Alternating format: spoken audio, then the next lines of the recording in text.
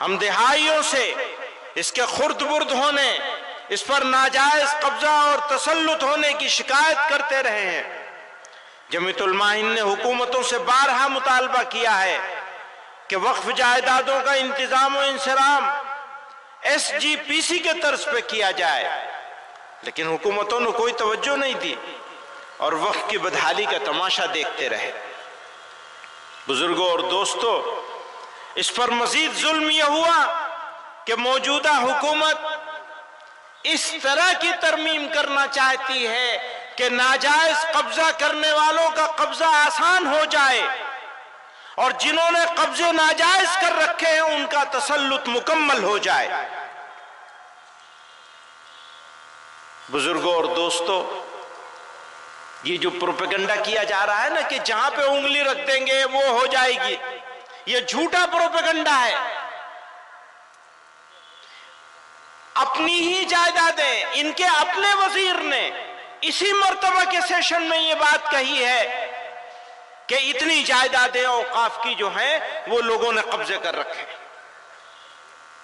اگر ہاتھ رکھنے سے وہ جائیداد مل جاتی ہوتی تو خود اوقاف کی جائیدادوں پر اتنے سارے لوگوں کے قبضے کیسے ہوتے؟ وہ جو میں نے شعر پڑھا تھا نا کہ شرارت خود کرے ہے اور ہمیں تہمت لگا دے ہے، وہ تو بھائی قبضے تم نے کروا رکھے ہیں، اور وقف بورڈ بنتا کیسے؟ حکومتیں بناتی ہیں۔ ہم کہتے ہیں مسلمانوں کے ہاتھ میں ہونا چاہیے وقف بورڈ کا بنایا جانا۔ آپ نے جو موجودہ قانون ہے اس کے حساب سے آپ نے ان جائیدادوں کا انتظام کرنے کے لیے جو صوبائی اوقاف بنائے ہیں جتنے، اور سینٹرل وقف کونسل بھی، وہ سب حکومتیں بناتی، حکومتوں کے بنائے ہوئے اوقاف کے ساتھ، اور اتنی جائیدادیں آپ کو وزیر مان رہا ہے کہ اتنی جائیدادوں پہ قبضہ ہے۔ میرے بھائیوں بزرگوں، مسلمان کو کیا کرنا چاہیے؟ مشکل حالات میں مسلمانوں کا عمل اور رد عمل وہ کیا ہونا چاہیے؟ تو میں عرض کرنا چاہتا ہوں، صبر، حکمت اور دانشمندی کا آئینہ دار ہونا چاہیے۔ اگر صبر کے ساتھ، حکمت کے ساتھ اور دانشمندی کے ساتھ سوچ سمجھ کر فیصلے نہیں کیے گئے تو جو ہمارا مخالف جو چاہتا ہے ہمارے ہاتھ سے وہ کام کروانے میں کامیاب ہو جائے گا۔ وقت کا تقاضا ہے کہ مسلمان اپنی بصیرت اور دور اندیشی کا مظاہرہ کریں، مثبت اور متوازن اقدامات کے ذریعے معاشرتی تعمیر و ترقی میں اپنا کردار مزید مضبوط کریں، تعلیم کے فروغ، معاشی خودکفالت، سماجی بہبود پر خصوصی توجہ مرکوز کرتے ہوئے ہمیں اپنی کمیونٹی کو اس قابل بنانا ہے کہ ہر چیلنج کا سامنا حکمت اور استقامت سے کیا جا سکے۔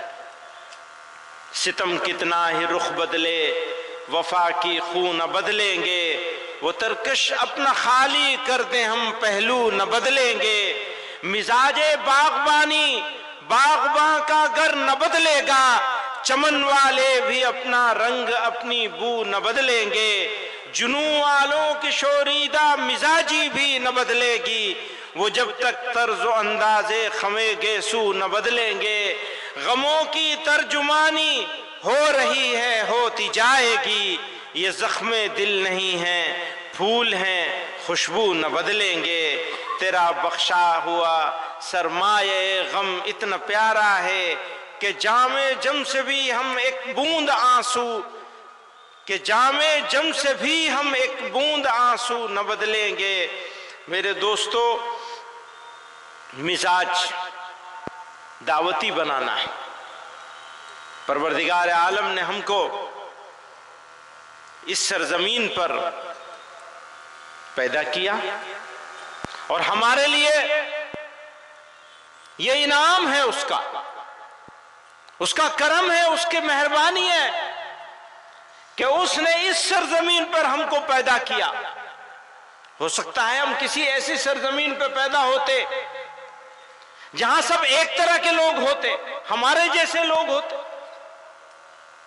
اللہ تعالی نے ہم کو اس مختلف خیال، مختلف عقائد کے سرزمین پر پیدا فرمایا اور ہمارے لیے اس سرزمین کو میدان عمل بنا دیا۔ یہ افسوس اور دکھ کی نہیں بلکہ خوشی، مسرت اور شکر گزاری کا موقع ہے۔ ہمیں یہاں موقع ملا ہے اللہ اور اس کے رسول صلی اللہ علیہ وسلم کی اطاعت کے ذریعے اسلام کی حقانیت اور اسلام کی دعوت پہنچانے کا۔ ضرورت اس بات کی ہے کہ مزاج دعوتی ہو، عداوتی نہ ہو۔ آج دیکھنے میں یہ آیا ہے کہ کچھ لوگ، کچھ جماعتیں، کچھ تنظیمیں اور ہمارے برادران وطن میں بھی تھوڑے پولیٹیکل فائدے کے لیے لوگ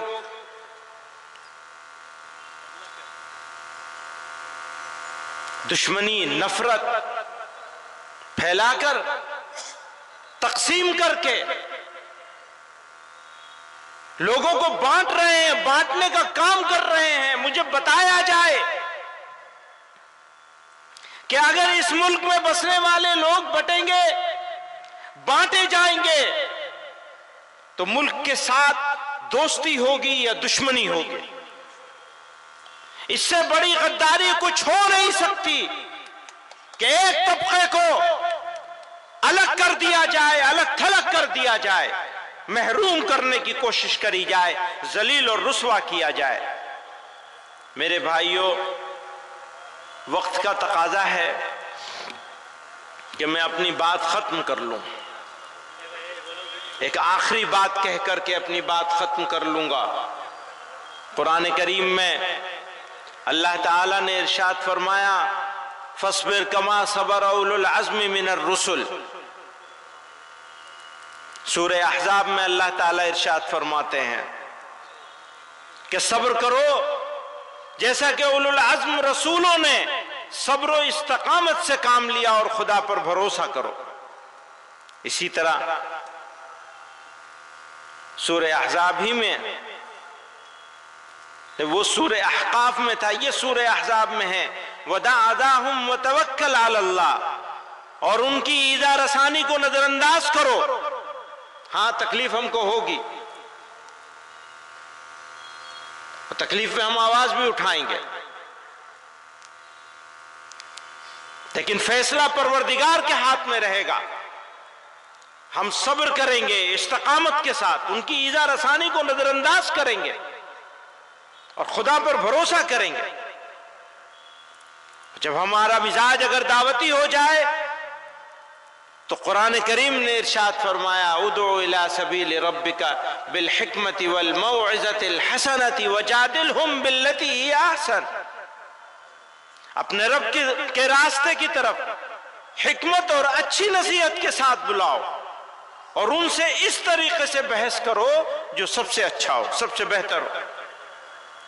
اسی طرح اللہ تعالیٰ نے قرآن میں ارشاد فرمایا ادفع باللتی ہی احسن فَإِذَا الَّذِي بَيْنَكَ وَبَيْنَهُ عَدَاوَةٌ كَأَنَّهُ وَلِيٌّ حَمِيمٌ، برائی کو بھلائی کے ساتھ، یاد رکھیے برائی برائی سے دور نہیں ہو سکتی۔ قرآن میں اللہ کہہ رہے ہیں برائی کو بھلائی کے ساتھ دور کرو، تو تمہارے اور جس شخص کے درمیان دشمنی ہوگی وہ اس وقت ایسے ہو جائے گا جیسے وہ گہرا دوست ہو۔ یہ ہمیں سمجھیے کہ ہم کو خوشخبری دی جا رہی ہے۔ میں نے کہا دعوتی مزاج کی ضرورت ہے، عداوتی نہیں۔ یاد رکھیے شہاب الدین غوری کی دلی چھوڑ کر سلطان الاولیاء، سلطان الہند، خواجہ خواجگان حضرت خواجہ معین الدین چشتی اجمیری رحمت اللہ علیہ پرتھوی راج چوہان کے اجمیر میں آئے تھے۔ وہ غوری کی دلی چھوڑی اور پرتھوی راج چوہان کے اجمیر میں پہنچے تھے۔ لوگ کہتے ہیں ایسا کر دیا ہوتا تو آج ہم آرام سے ہوتے، اگر ویسا کر دیا ہوتا تو ہم آرام سے ہوتے، ہم چلے گئے ہوتے، ان کی بات مان لی ہوتی۔ دعوت کا بنیادی تقاضا یہ تھا کہ مذہب کے نام پر بنائے جانے والے اسٹیٹ کے آئیڈیا کو ریجیکٹ کیا جانا تھا، اور ہم آج بھی ریجیکٹ کرتے ہیں اس آئیڈیا کو۔ اس طرح سے نہیں، چھوڑ دیجئے مائک کو، بالکل آپ نے پہلے ہی 1 گھنٹہ خراب کیا، کام کی بات نہ ہو، نعرے بازی ہوتی رہے، پورے قوم کا مزاج خراب کر دیا، نعرے بازی میں لگا دیا، کام کرنے کو تیار نہیں ہے، اپنے بچوں کی تعلیم کی طرف توجہ نہیں ہے، معاشرے میں رسم و رواج سے لڑنے کو تیار نہیں ہے، من مرضی چلے گی مسلمانوں کی۔ مسلمانوں